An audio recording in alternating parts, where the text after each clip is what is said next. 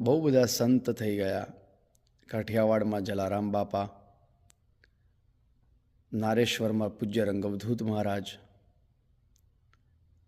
અનેક અનેક અનેક સંત થઈ ગયા.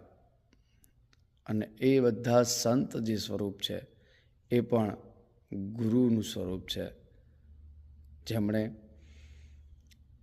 આધ્યાત્મિક માર્ગ બતાવ્યો, આધિદૈવિક, આધિભૌતિક અને આધ્યાત્મિક.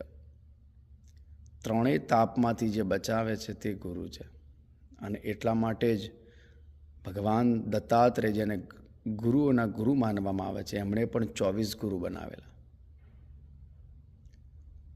ડાકણ સાકણ ભેંસાસુર, ભૂત પિશાચો ઝંડ અસુર, નાસે મુઠ્ઠી દઈને તુર્ત, દત્ત ધૂન સાંભળતા મૂર્ત.